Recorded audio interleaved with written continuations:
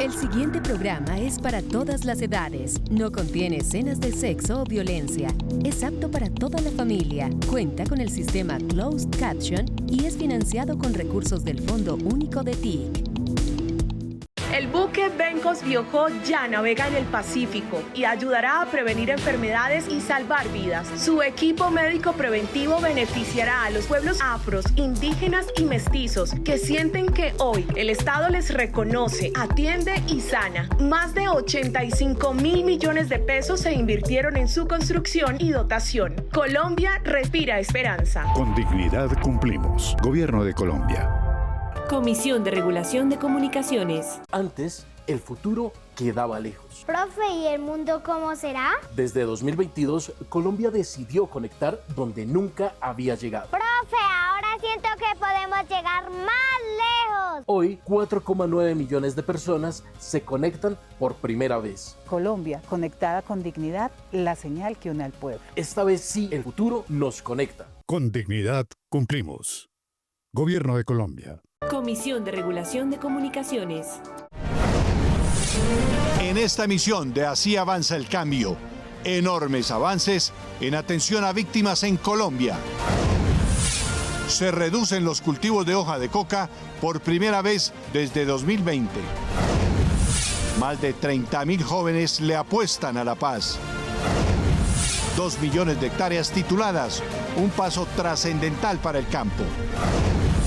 En la entrevista, Jorge Londoño, director del SENA, revela los avances de la entidad. Y tenemos más en Así avanza el cambio.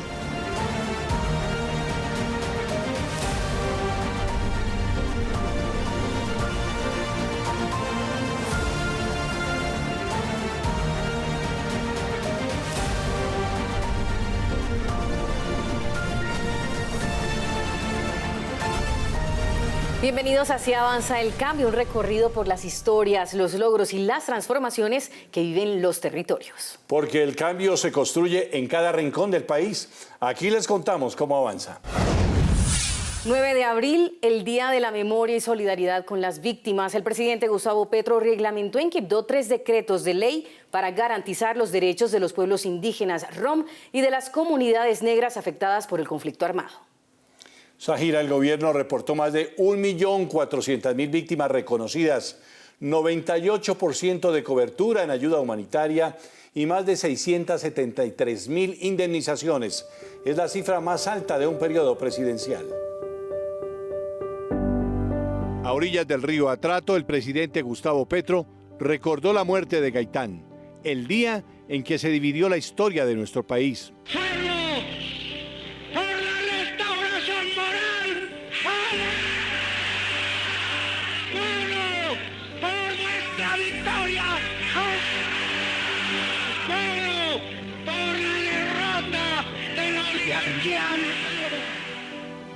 Una historia de violencia que ha dejado miles de viudas, huérfanos, expropiados, desplazados y gente sin esperanza. Así, en los tiempos contemporáneos se ha llegado a una cifra. No voy a criticarla, es la que se ha determinado en estas últimas décadas. 8 millones a 9 millones de víctimas de la violencia en Colombia. Es una de las proporciones dentro del total de Colombia, de la población colombiana, pues más alta. Estamos hablando de un 20% de 1 cada 5 colombianos, desde bebé hasta en sus últimos años hoy, ha sido víctima de la violencia, sea en la forma en que en su familia ha habido asesinatos, gente que ha muerto por diferentes actores que incluyen mayoritariamente, ojo, el Estado.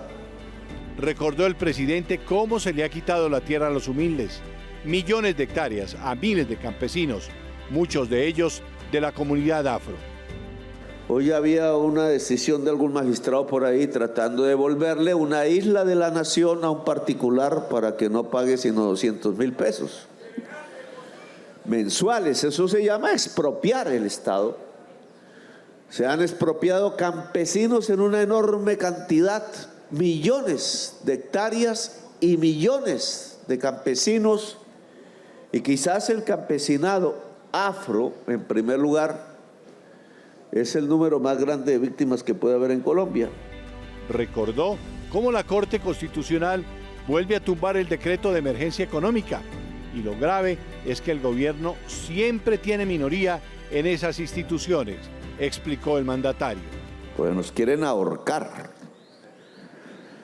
¿Por qué? Porque somos un gobierno diferente, como lo hubiera sido el gobierno de Jorge Eliezer Gaitán. Ahora hay más vigilancia, entonces no nos pasa, por ahora, lo mismo de Jorge Eliezer Gaitán, pero más de uno quisiera.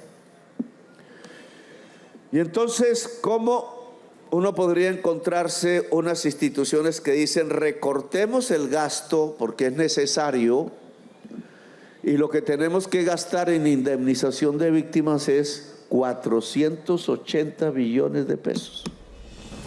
El presidente Petro dijo que la orden es devolverle la tierra a los campesinos y que la policía debe acompañar a las autoridades civiles en ese propósito.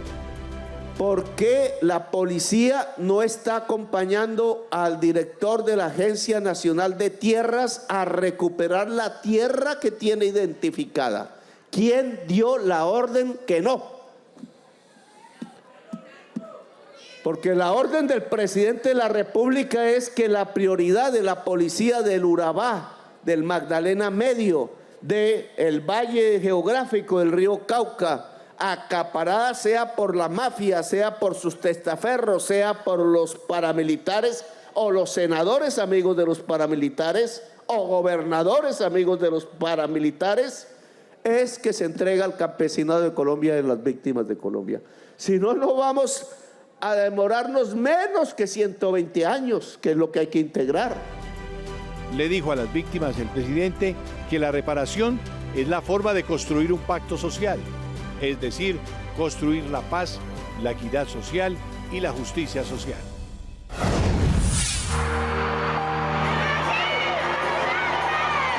Hermanos, hermanas, juntos la memoria resiste y persiste.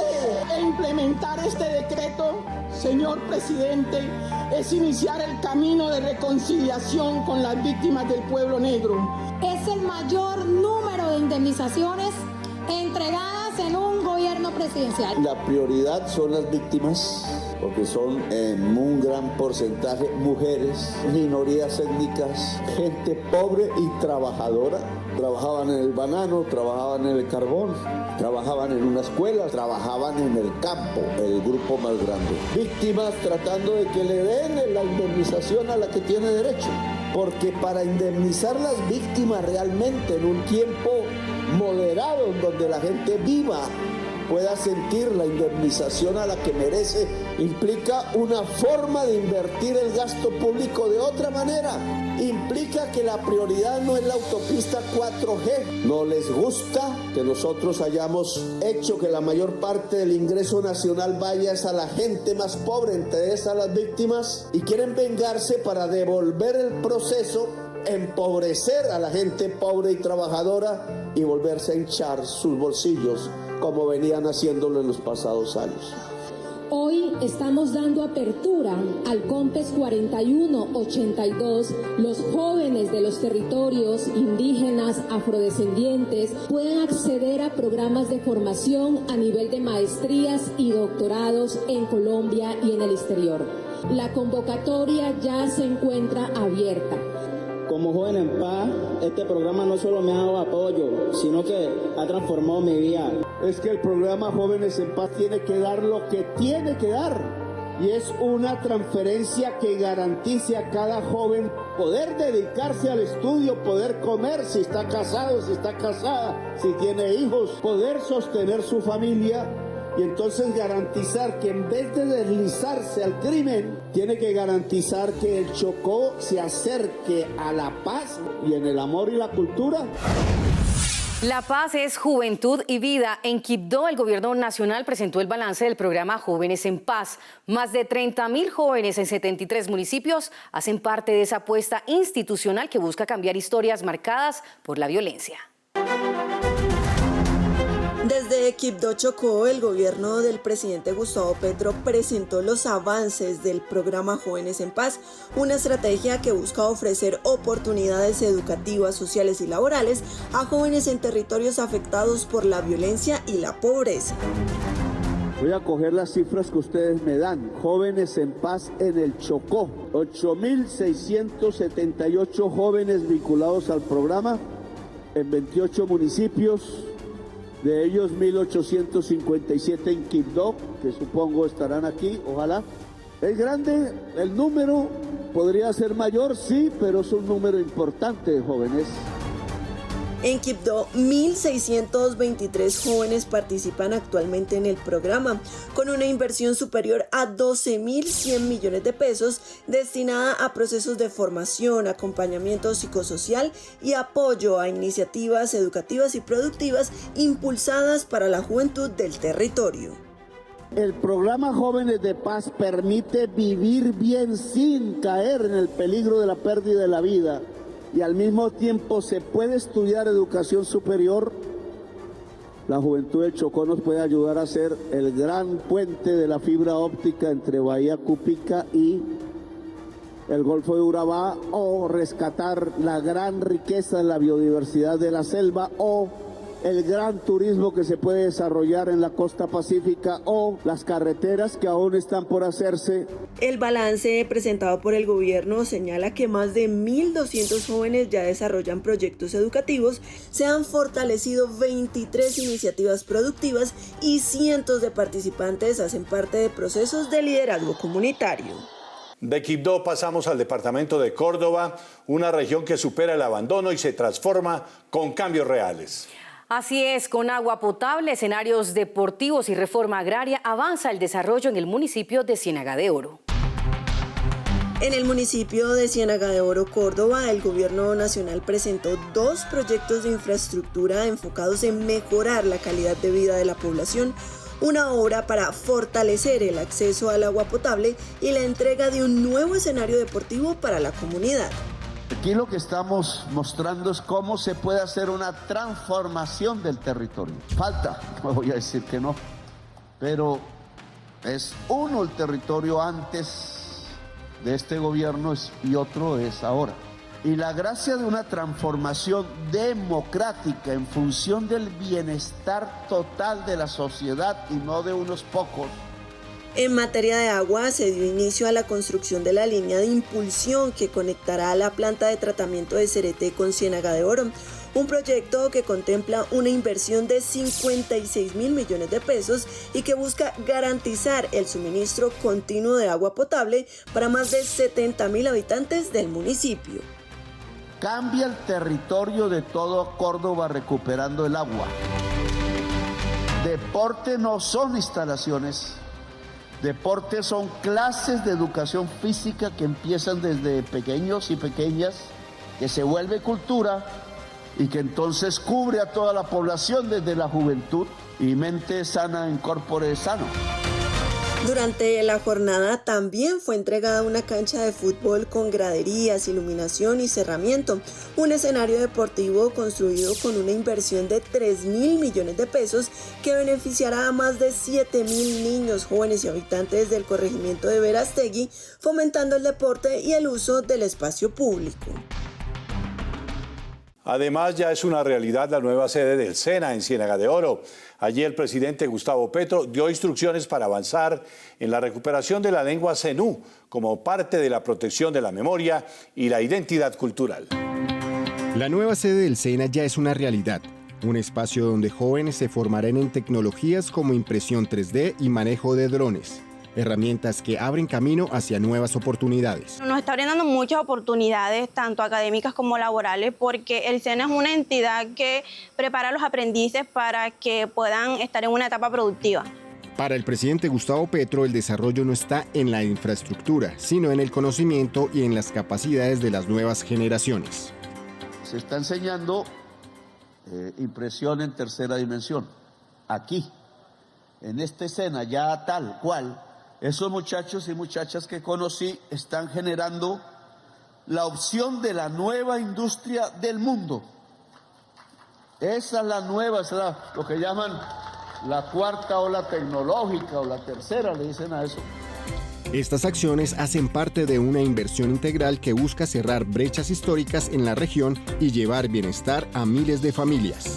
Cuando en una casa de Ciénaga de Oro se junte la fibra óptica banda ancha con energía limpia que traen los paneles solares y tenemos el sol y una impresora 3D que hay que aprender a manejar, en ese momento Ciénaga de Oro pasa a una fase industrial y agroindustrial, que es el objetivo que tenemos que lograr.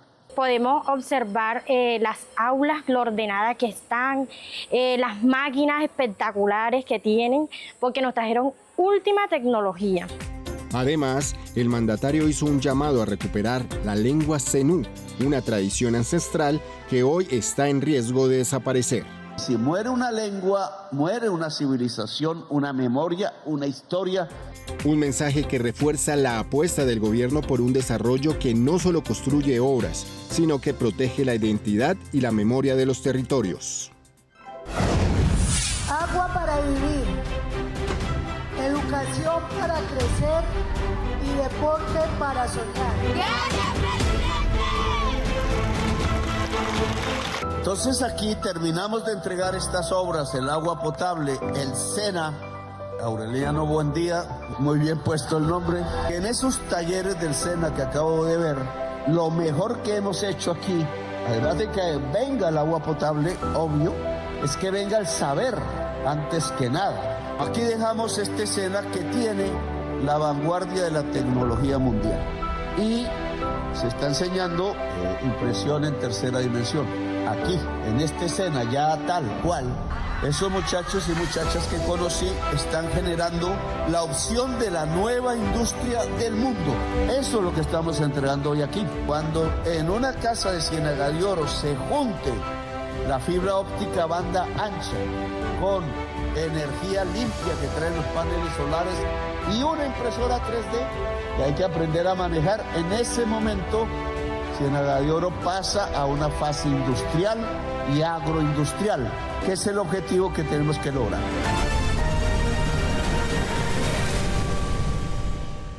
Bueno, y en relación con este tema estamos con el director general del SENA, el doctor Jorge Londoño, porque es que hablar del SENA es hablar un poco de la soberanía del país. En todos nuestros municipios, óigase bien, en todos nuestros municipios hay programas del SENA.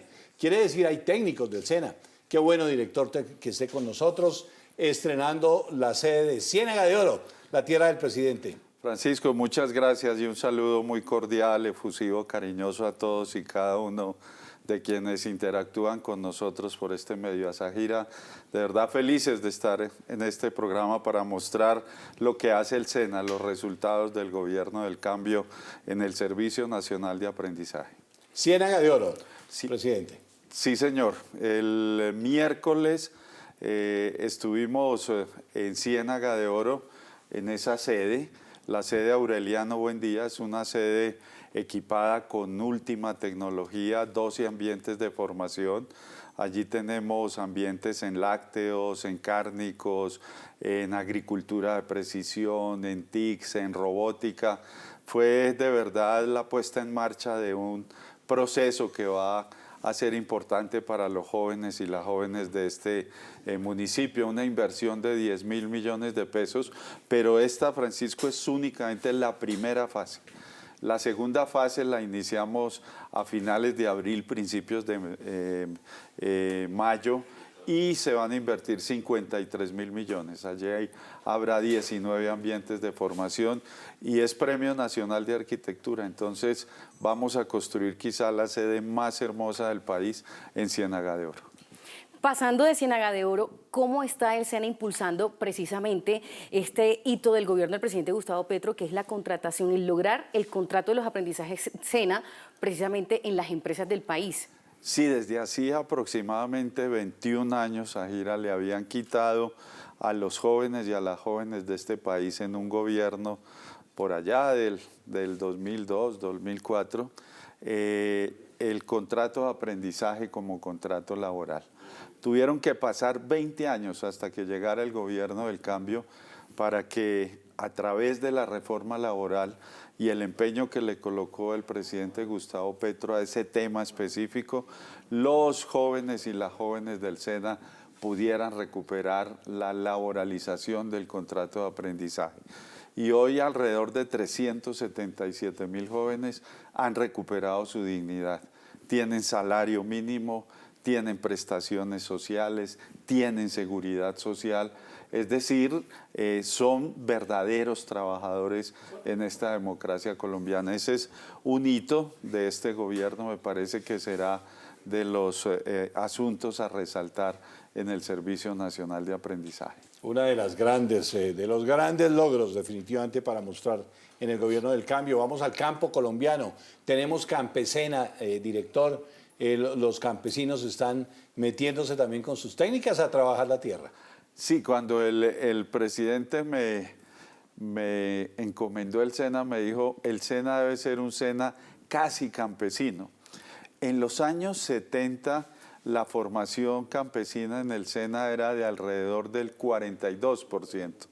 Cuando nosotros llegamos a este gobierno, ni el 5% de la formación era para los campesinos. Es decir, les vinieron quitando protagonismo. Y en los últimos 20, 30 años, el SENA se había dedicado única y exclusivamente a formar fuerza de trabajo para la mediana y gran empresa. No es que eso esté mal, eso está bien. Lo que estaba mal era que se había olvidado de los campesinos y de la economía popular. Hoy le podemos decir al país que hemos formado alrededor de 1.200.000 campesinos y campesinas, que el gobierno del cambio ha invertido más de 1 billón de pesos en esa formación, que se desformalizó el acceso del campesino a los programas del SENA. Hoy cualquier campesino o campesina o de la economía popular que únicamente sepa leer y escribir puede acceder a los programas de formación complementaria o de formación técnica. Pero es más, hay campesinos y campesinas que son formadores del SENA, docentes del SENA, a través de una metodología que se denomina de campesino a campesina y de campesina a campesino. Ellos están formando a sus homólogos. Entonces tenemos profesores campesinos, aprendices campesinos y campesinas. Es decir, el SENA ha recuperado esa vocación. Incrementamos los viáticos, compramos motos, compramos tractores, todo este tema de la agricultura de precisión, la agroecología es una práctica que estamos llevando a todos los rincones campesinos del país.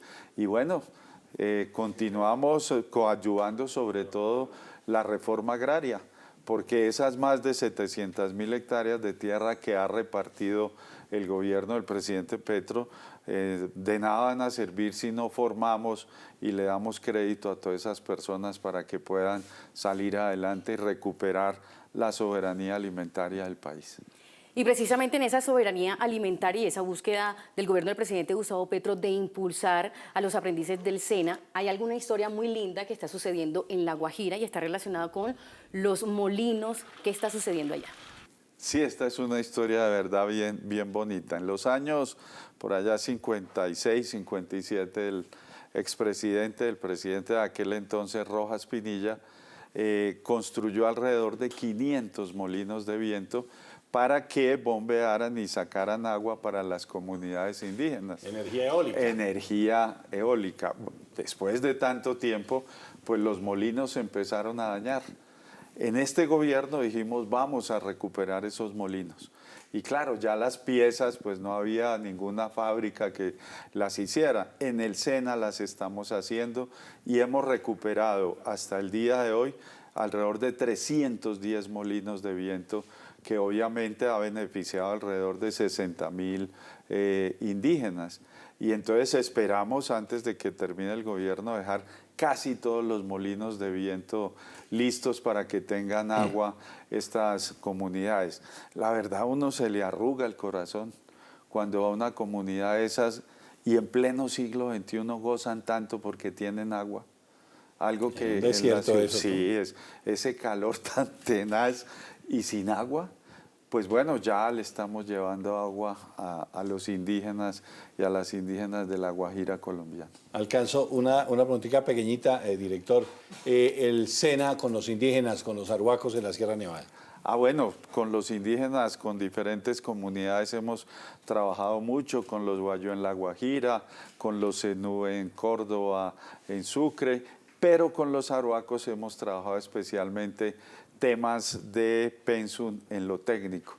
Ellos mismos han elaborado su pensum, esto es, me parece que novedoso, es una expresión de lo que Falsborda denominara investigación, acción participativa, y ahí estamos llevando entonces formación. Hay una anécdota, Cela. Alguna vez fuimos a la Sierra Nevada, entonces nos dijeron los indígenas, necesitamos que el SENA nos traiga educación, formación ecológica. Pero ustedes, formación ecológica, ustedes saben más de ecología que nosotros. Y me responde un joven brillante y me dice, sí, eso lo sabemos. Lo que pasa es que si no tenemos el título del SENA, nadie nos cree. Entonces decidimos empezar todos esos cursos y ya hay sede del SENA en Nabusimaque con los arhuacos. Director Jorge Londoño, muchas gracias por acompañarnos en Así Avanza el Cambio y de esta manera pues contarle a los colombianos qué está pasando en el gobierno del presidente Gustavo Petro con el SENA. Gracias a ustedes y como siempre un saludo cordial, efusivo y cariñoso. Ahora información del campo. El gobierno del presidente Gustavo Petro alcanzó un nuevo logro. El país ya cuenta con 2 millones de hectáreas tituladas para familias campesinas. El gobierno nacional alcanzó una meta histórica en materia de acceso a la tierra, la formalización de 2 millones de hectáreas en todo el país. Con la entrega de títulos de propiedad, miles de familias campesinas ahora cuentan con seguridad jurídica sobre los predios que habitan y trabajan. Este avance permite fortalecer la productividad rural, mejorar las condiciones de vida en el campo y garantizar el derecho a la tierra para el campesinado colombiano. La política de formalización y ordenamiento de la propiedad rural continúa avanzando en distintas regiones del país. De esta manera, el gobierno nacional avanza en la garantía del acceso a la tierra y en la dignificación de la vida en el campo colombiano. Este mensaje tiene que llegar, cueste lo que cueste. Este sobre atravesó montañas, navegó ríos, ciénagas y zapales, cruzó trochas y caminos olvidados, impulsado por la fuerza de quienes nunca dejaron de creer. Buenas. Está doña María. Doña María, se acabó la espera. Con este título llegamos a 2 millones de hectáreas formalizadas. Gracias. 2 millones. ¡Qué bonito! Con este gobierno, la espera terminó. Las 2 millones de hectáreas ya están en manos del campesinado.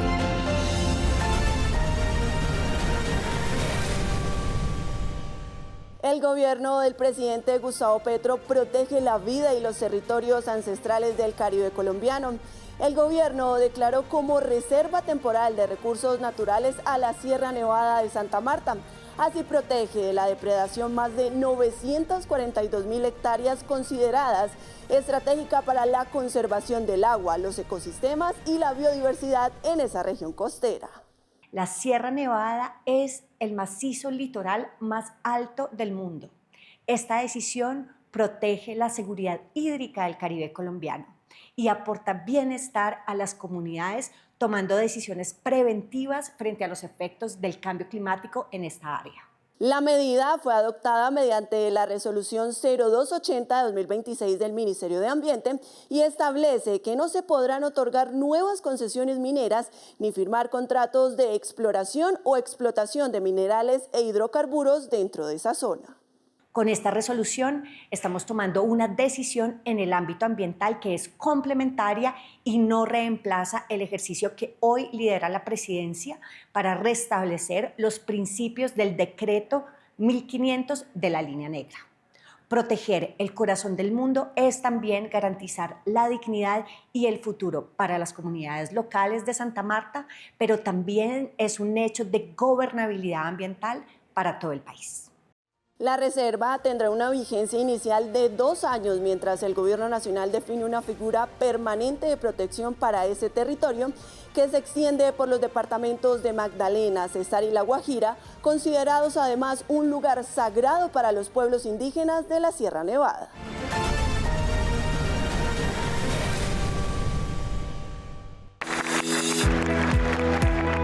En Colombia nunca se había logrado un resultado tan contundente en los procesos de formalización minera como el que estamos viendo hoy.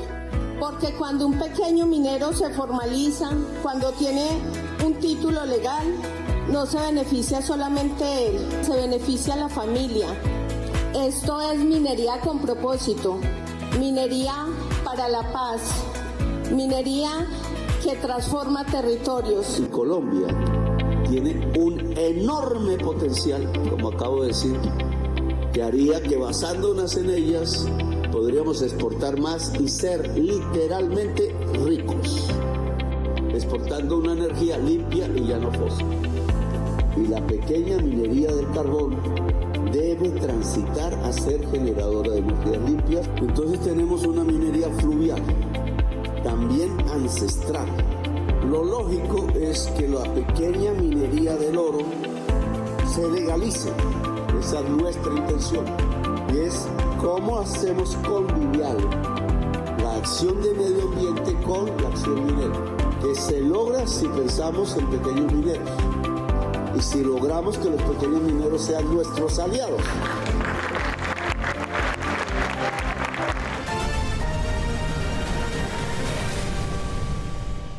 Tras el hundimiento de la emergencia económica por parte de la Corte Constitucional, el presidente Gustavo Petro aseguró que se evaluará un aumento de impuestos para los sectores de mayores ingresos. Tras el hundimiento de la emergencia económica en la Corte Constitucional, el presidente Gustavo Petro anunció que el gobierno impulsará una nueva reforma tributaria enfocada en aumentar los impuestos a los sectores de mayores ingresos para enfrentar el déficit fiscal del país. Aún hay que dar una oportunidad última, que es presentar al Congreso actual la reforma tributaria, que es el mismo decreto que acaba de hundir la Corte Constitucional en una mayoría 6-2. Yo sí creo que hay que recortar el gasto, pero el gasto que transfiere el dinero público a los ricos más ricos de Colombia, así nos intenten coger presos o matar. Esta crisis no la puede pagar ni un solo trabajador ni un solo pobre. El mandatario explicó que la iniciativa buscará trasladar la carga tributaria hacia los sectores más ricos y no productivos, con el objetivo de evitar que el peso de los impuestos recaiga sobre los trabajadores y las personas de menores ingresos. Pero yo quiero un recorte, si no es capaz el Congreso de aprobar la reforma tributaria, un recorte billonario de los gastos que se transfieren anualmente del presupuesto nacional vía tasas de interés que tenemos que pagar, vía contratos de 4G y 5G que tienen guardada la plata en los bancos y no están haciendo las obras. El recorte va ahí, Germán. El recorte no va al gasto social de Colombia porque la Constitución Nacional lo prohíbe. El presidente cuestionó esta decisión y señaló que el fallo limita los ingresos del gobierno y reduce las herramientas para financiar programas del Estado, incluida la capacidad de avanzar en el pago de indemnizaciones a las víctimas del conflicto armado.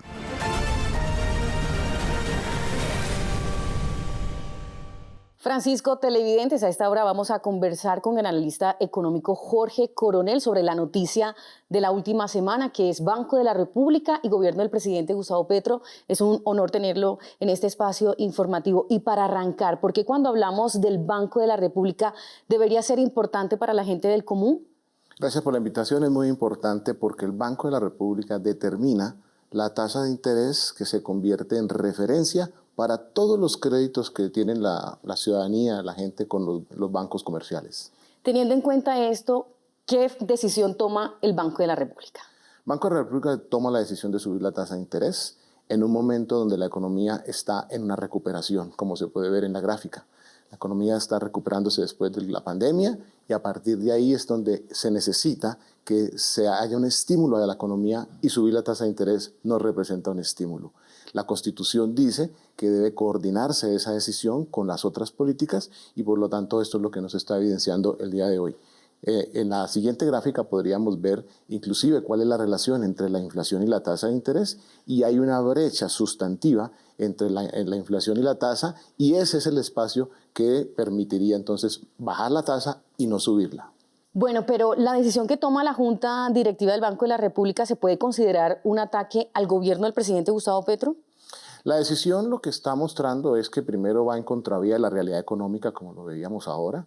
La economía recuperándose, la inflación está controlada, lleva más de 1 año y medio alrededor del 5.2, el desempleo está disminuyendo como se puede apreciar también en la gráfica. El desempleo disminuye aunque se hizo por primera vez en Colombia un aumento del salario mínimo vital del 23% y habían algunos que pronosticaban que el desempleo iba a aumentarse, la informalidad y la inflación. Ninguno de los 3 indicadores creció. Al contrario, como se puede apreciar, es la línea inferior. El desempleo es el más bajo desde el 2018, por ejemplo, que son los que se pueden comparar. De tal manera que entonces la decisión del banco, pues desde ese punto de vista, sí representa por lo menos un enfoque contrario a la realidad económica del país. Finalmente, el presidente Gustavo Petro anunció unas medidas para contrarrestar esta situación. ¿Cuáles son? Es que subir la tasa en un momento donde no hay una amenaza de inflación primero y segundo, la situación global como la guerra en Irán y la situación climática que tuvimos en el país y 8 departamentos inundados, pues eso obliga a que las decisiones no sea subir la tasa porque subir la tasa es inocuo ante esa circunstancia.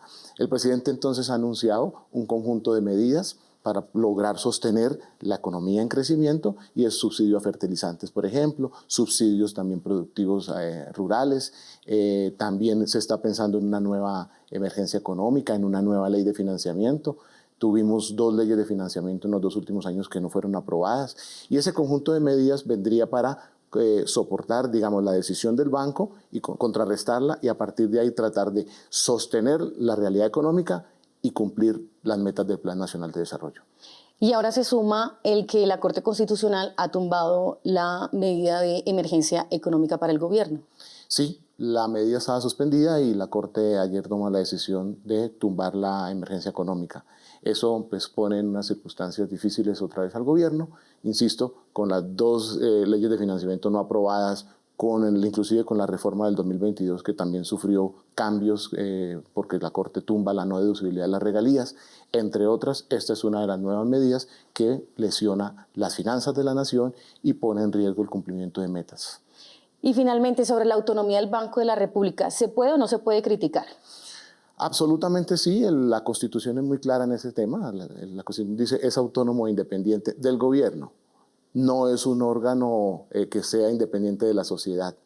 Para que todo el mundo me entienda, es un órgano un poco medio extraño en el aparato del Estado porque no pertenece a ninguna rama del poder. Entonces no es legislativo, no es ejecutivo, no es judicial. Esta parte, ahí está la independencia, pero no está por fuera del aparato del Estado. Y eso significa que se debe a un ordenamiento jurídico y segundo, quienes van a representar en la Junta Directiva, la Constitución también dice que tienen que ir a representar los intereses de la nación, entiéndase, los intereses de la sociedad.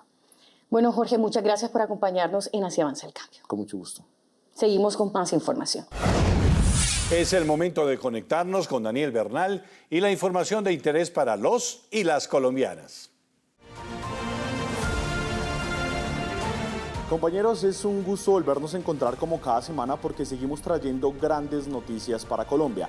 Y es que desde su territorio y sin salir de la Sierra Nevada de Santa Marta, Sidney Torres encontró la oportunidad de cumplir su sueño de estudiar gracias a la política de gratuidad y aportar a su comunidad y hoy se encuentra estudiando enfermería en la Universidad del Magdalena. Entre estas familias se encuentra la de Sidney Torres Villafañe, una joven que está a punto de cambiar no solo su historia, sino la de toda su comunidad. De la primera persona de los 9 hermanos que ha ingresado a la universidad soy yo. Sinei es una de las más de 902.000 personas que están estudiando gratis la carrera de sus sueños en todo el país. Una cifra que representa una revolución silenciosa pero profunda.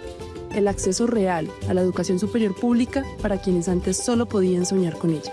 Les doy las gracias al presidente Gustavo Petro y al ministro Daniel Rojas por darme esa oportunidad de entrar a la universidad, que no he pagado nada. Tengo la política de gratuidad. A ver, quería ver el gobierno Petro que no ve casi y ver el bingoman cargaman que cuapanan en guañe y ni villau corales ni no pagabe allí ni cava que no ve.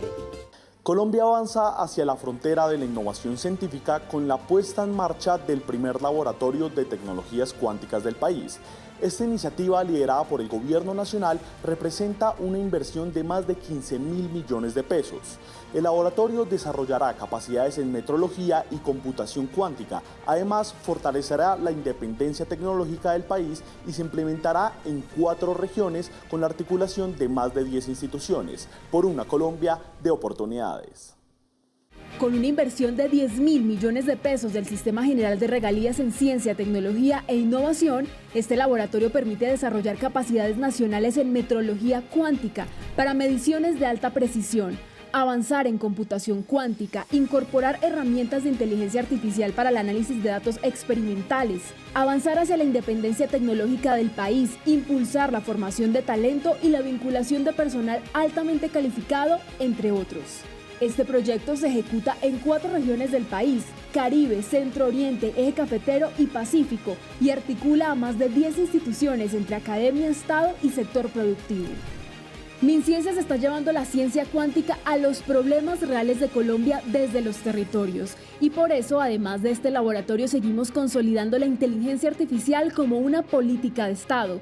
Impulsamos Colombia Inteligente, una apuesta que ha permitido financiar proyectos con una inversión de 20.000 millones de pesos, consolidando una ciencia aplicada al campo, la energía, la seguridad y la industria.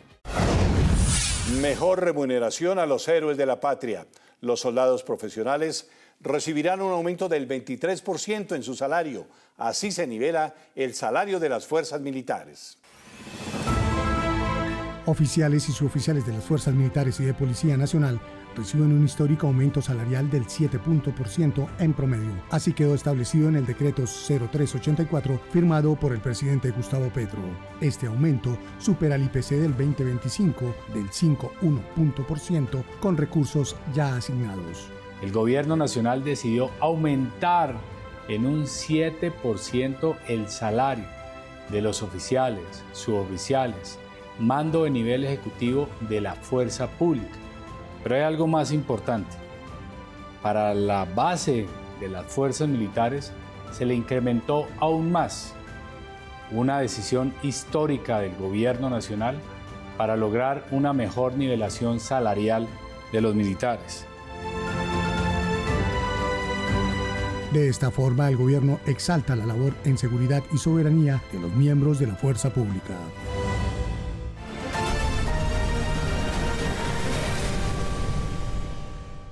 El presidente Gustavo Petro anunció que en 2025 Colombia logró reducir en 4.000 hectáreas los cultivos de hoja de coca de uso ilícito, una cifra que no se alcanzaba desde el año 2020. El mandatario entregó el balance a través de su cuenta en X.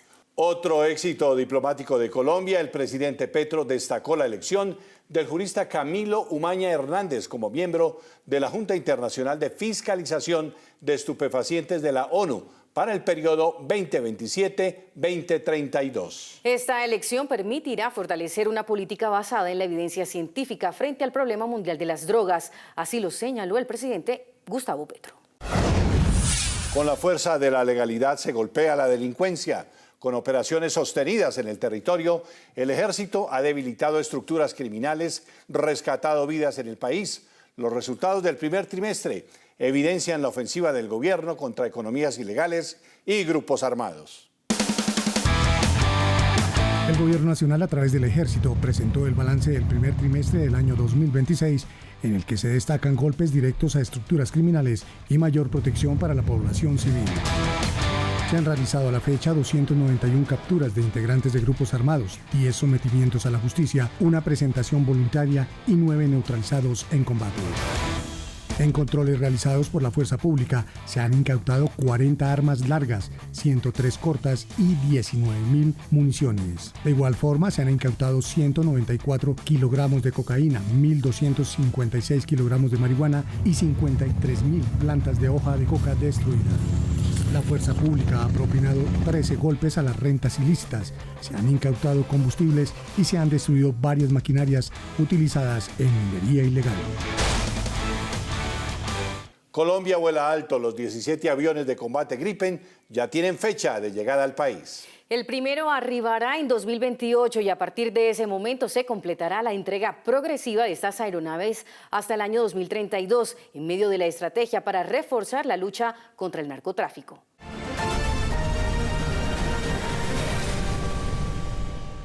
Nariño es territorio de paz. Con el Pacto Nariño, más de 12 billones de pesos para transformar la región. Nueva sede de la Universidad de Nariño en Barbacoas. 125 caminos comunitarios construidos con las juntas de acción comunal. Más de 1.000 soluciones de vivienda rural en 12 municipios. Y una inversión superior a los 8.000 millones de pesos para fortalecer el cacao, el coco y la pesca. Así se construye una Colombia de oportunidades. Lupa las noticias falsas con Celso Tepe Crespo. La primera, no es cierto que el gobierno del cambio quiera gastar sin tener dinero, como tituló la FM, intentando justificar la subida de las tasas de interés del Banco de la República. Aclaración, el presidente Petro respondió con claridad: el gasto que ha crecido en Colombia no es irresponsable, sino es el costo de la deuda. ¿Y por qué aumentó? Por varias razones. La caída de casi la mitad de la reforma tributaria en la Corte Constitucional, el hundimiento de 2 proyectos de ley para financiar al Estado y la suspensión del decreto de emergencia económica, así como el aumento continuo de las tasas de interés real por parte del Banco de la República. A pesar de eso, el gobierno del cambio resistió sin recortar el bienestar de la gente. Al contrario, lo impulsó como nunca antes. La segunda, el portal Valora Analytic publicó una noticia manipulada sobre pobreza monetaria en Colombia. Afirmó que el país tiene una pobreza del 31.8%, 7 puntos por encima del promedio de Latinoamérica. Dicen, aclaración, ese dato está sacado de contexto. El aumento de la pobreza ocurrió durante el gobierno de Iván Duque. En cambio, en el gobierno Petro, la pobreza se redujo significativamente, de 41% a 31% en pobreza monetaria y de 11 a 7.8% en pobreza extrema. Es decir, una reducción de 10 puntos en la pobreza. Lo que omiten decir es clave. Es en este gobierno donde más ha bajado la pobreza. Y la tercera, el exsubdirector del DNP en el gobierno Duque afirmó en su cuenta de X que Colombia supuestamente se está desindustrializando. Eso no es cierto. Aclaremos, los datos muestran otra cosa. Hoy Colombia tiene el mayor número de empleados en el sector de las manufacturas en lo que va de este siglo. La reciente caída tiene causas claras. La desaceleración en los alimentos, las altas tasas de interés del Banco de la República, la caída en el sector de la construcción de vivienda y el alto precio momentáneo del petróleo. Pero hay señales fuertes de crecimiento. La industria en Colombia se recupera, se estabiliza y vuelve a expandirse. Además, sectores como el de los vehículos eléctricos hechos en Colombia están creciendo de manera exponencial. Las gráficas que saca la oposición mezclan ciclos distintos, ignoran choques macroeconómicos como por ejemplo la pospandemia, el endurecimiento monetario y omiten lo esencial. La tendencia actual en el sector de la industria es de recuperación.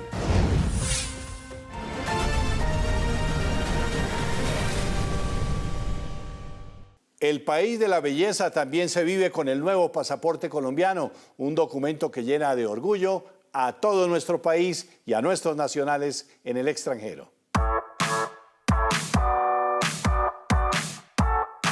El nuevo pasaporte colombiano es un documento que, además de sus sistemas de seguridad, incorpora una composición gráfica que resalta la identidad del país. Cada página incluye ilustraciones inspiradas en paisajes, biodiversidad y elementos culturales de las regiones colombianas, convirtiéndolo en una vitrina de la riqueza natural y cultural del territorio. Su diseño interior reúne símbolos de la fauna, la flora, los ríos y distintos ecosistemas del país, integrados con técnicas de impresión de seguridad como microtextos, relieves y tintas especiales, elementos que permiten proteger el documento y al mismo tiempo mostrar parte del patrimonio natural de Colombia como país de la belleza. Este nuevo pasaporte también incorpora avances tecnológicos como el chip electrónico y sistemas biométricos de verificación, que permiten almacenar información del titular y facilitan la lectura digital en controles migratorios, forzando la seguridad y reduciendo el riesgo de falsificación. Descubrí que había la posibilidad de acceder al pasaporte sin cita previa. Hice el trámite, vine hasta las instalaciones y tuve la cita y la documentación en momentos. Súper invitados a que vengan a sacar el pasaporte, no es demorado, es súper fácil sacarlo, no se demoran, también retirarlo es súper fácil. Para los colombianos, el rediseño convierte el pasaporte en un documento que no solo permite viajar, sino que representa la identidad del país ante el mundo, al integrar tecnología, seguridad y una narrativa visual sobre la diversidad natural y cultural de Colombia. Seguro viste esta noticia, que el nuevo modelo de pasaportes es ilegal. Hoy vamos a desmentir los mitos alrededor de esta información. Mito 1. Dicen que se debió hacer licitación pública. Falso. La Ley 1150 y la Corte Constitucional permiten convenios interadministrativos entre entidades públicas como el Fondo Rotatorio y la Imprenta Nacional. Mito 2. Dicen que la Casa da Moeda es privada. Error. Es una entidad pública portuguesa delegada por su propio gobierno mediante resolución oficial para cooperar con Colombia. Mito 3. Dicen que no hay planeación y el modelo tiene 4 fases claras de capacitación y transferencia de tecnología para que en 10 años Colombia sea 100% autónoma. Mito 4. Dicen que no hay pólizas. Aunque la ley no las exige en convenios interadministrativos, el ministerio ya las tramitó con la provisora para dar total tranquilidad. No es improvisación, es soberanía. Por primera vez, los datos y la tecnología de tus pasaportes serán del Estado y no de un privado. Que no te echen cuentos. Francisco, y Colombia sí que es el país de la belleza y precisamente por eso la Casa de Nariño abrió sus puertas para conectar con la memoria, las historias y con nuestras raíces. Estamos hablando del documental La Serranía del Chiribiquete, un viaje a la memoria ancestral de América. El gran protagonista de esta experiencia, Daniel Telles, con todos los detalles.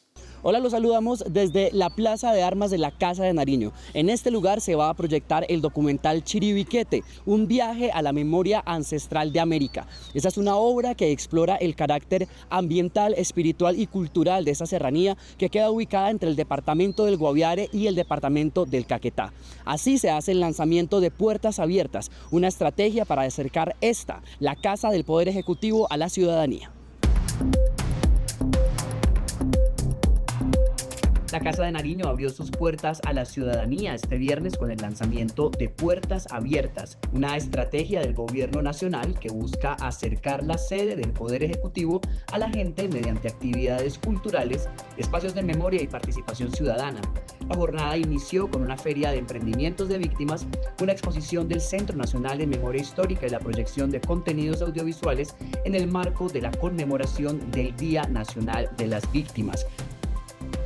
Damos apertura a una nueva etapa de la Casa de Nariño, la cual abre sus puertas a la ciudadanía como parte de una iniciativa del señor presidente de la República, Gustavo Petro Urrego. Abrir las puertas de la Casa de Nariño significa reconocer que este lugar le pertenece al pueblo colombiano. Significa convertir un espacio históricamente percibido como distante en un escenario vivo, donde la cultura, la memoria, la economía popular y el conocimiento puedan encontrarse con la ciudadanía. Esta es una oportunidad no solo para abrir las puertas a las víctimas del conflicto, para que se apropien de este espacio con sus memorias, con sus emprendimientos. Como cierre de la jornada, a las 6 se realizó la proyección del documental Chiribiquete, un viaje a la memoria ancestral de América, dirigido por Juan José Lozano. Esta es una obra que explora el valor natural y cultural de la serranía de Chiribiquete, considerada uno de los ecosistemas más biodiversos del planeta y un territorio sagrado para los pueblos indígenas. La película ofrece una mirada sobre la importancia de su preservación y su conexión con la memoria ancestral de Colombia.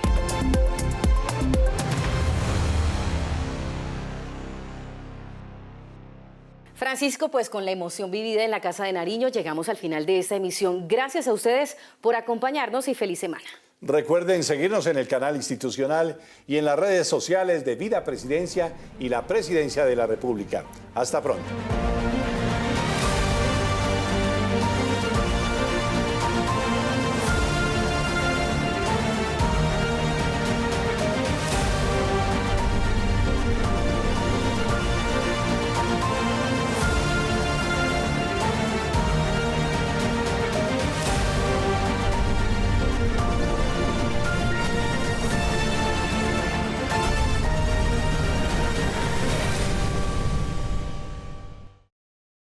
Si haces parte de un colegio público, prepárate porque ya están abiertas las convocatorias 2026 de Tecnologías para Aprender. Este año te invitamos a participar en Día de la IA para docentes, directivos y estudiantes, clubes técnicos escolares para instituciones educativas, dotación para que más jóvenes puedan acceder a la educación superior. Ingresa ya a www.convocatorias.cpe.gov.co e inscríbete en la categoría de tu interés. Con dignidad cumplimos. Gobierno de Colombia. Comisión de Regulación de Comunicaciones.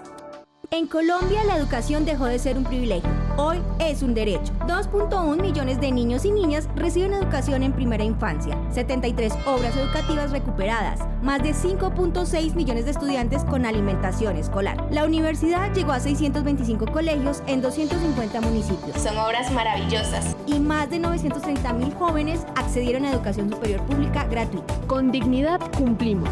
Gobierno de Colombia. Comisión de Regulación de Comunicaciones. Este contenido fue financiado con recursos del Fondo Único de TIC.